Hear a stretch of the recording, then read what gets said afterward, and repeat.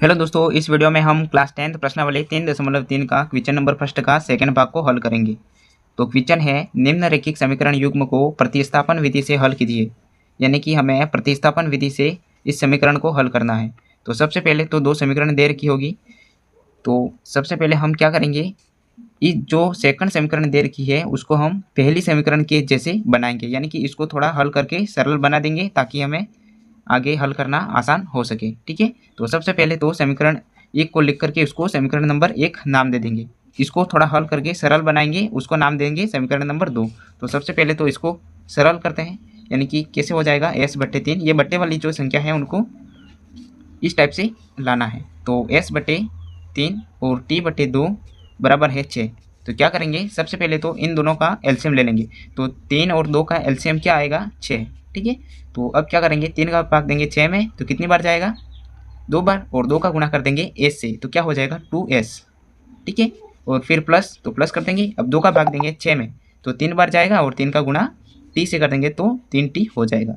और बराबर के इस साइड तो 6 है पहले से। ठीक है, अब क्या करना है, ये 6 के नीचे कुछ नहीं, मतलब 1 मान सकते हैं। और 6 के नीचे या किसी भी संख्या के नीचे 1 हो तो कोई भी फर्क नहीं पड़ेगा। ठीक है, यानी कि ऊपर वाली जो भी संख्या है वैसा का वैसा ही होगा। तो अब क्या करेंगे, यहाँ पे 6 क्रॉस गुणा कर देंगे। यानी कि 6 का गुणा 6 से कर देंगे और 1 का गुणा इन सभी के साथ कर देंगे। और 1 का गुणा इनके साथ करने पर तो कोई फर्क नहीं पड़ेगा, मतलब कि है वैसा का वैसा ही रहेगा। ठीक है, तो क्या हो जाएगा, 2s प्लस के 3t बराबर 6 × 6 हो जाएगा। ठीक है, तो 6 × 6 क्या हो जाएगा, 36। और इधर क्या होगा, 2s प्लस के 3t और बराबर हो जाएगा 36। इसको नाम देंगे समीकरण नंबर 2। ठीक है, अब क्या करेंगे, समीकरण 1 को लेंगे और समीकरण 1 को लेने के बाद s या t का मान निकालेंगे। और s या t का मान निकालेंगे, उसको समीकरण नंबर 3 नाम दे देंगे। ठीक है, तो सबसे पहले इस समीकरण नंबर 1 को उठाएंगे। तो यहाँ पे लिख देंगे समीकरण नंबर 1 को s - t बराबर 3। ठीक है, अब यहाँ से s का मान निकाल देंगे। तो s का मान क्या हो जाएगा, s बराबर 3 और ये t इधर जाएगा तो प्लस का t हो जाएगा। ठीक है, यानी कि ये s का जो भी मान प्राप्त हुआ है उसको समीकरण नंबर 3 मान लेंगे। अब क्या करेंगे, समीकरण नंबर 3 का जो भी मान प्राप्त हुआ है वो समीकरण नंबर 2 में रख देंगे। तो यहाँ पे लिख देंगे समीकरण 3 का मान समीकरण 2 में रखने पर या 2 में प्रतिस्थापन करने पर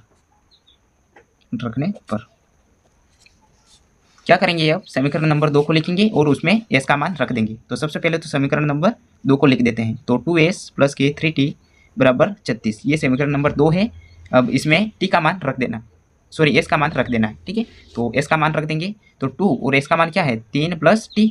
ठीक है, और फिर प्लस 3t, इसको वैसा का वैसा ही रखना है, बराबर के 36। अब क्या हो जाएगा, इसका गुणा इसके साथ भी होगा और इसका गुणा इसके साथ भी हो जाएगा। यानी कि 2 का गुणा 3 से होगा तो 6 और 2 का गुणा t से होगा तो 2t होगा। ठीक है, और ये 3t वैसा का वैसा और इधर बराबर के इधर 36, तो इसको भी वैसे के वैसे लिख देंगे। अब क्या करेंगे, ये 2t और ये 3t ये दोनों प्लस प्लस में है तो क्या हो जाएगा, प्लस हो जाएगा। यानी कि 2t प्लस 3t क्या हो जाएगा, 5t हो जाएगा। यानी कि इसको लिख देंगे 5t और इधर है बराबर 36। ठीक है, और ये प्लस के 6 है वो बराबर के इधर आएगा तो माइनस का 6 होगा। तो 5t बराबर फाइनल हमारे पास क्या बचेगा, 36 में से 6 को घटा देंगे तो क्या होगा, 30। अब t का मान यहाँ से निकाल देंगे तो 30/5 हो जाएगा। यानी कि यहाँ पे इंटू में तो सामने जाके बट्टे में हो जाएगा, इसलिए 5 के भाड़े से 30 कटेगा तो 6 बार कटेगा। यानी कि t का मान क्या प्राप्त हुआ, 6।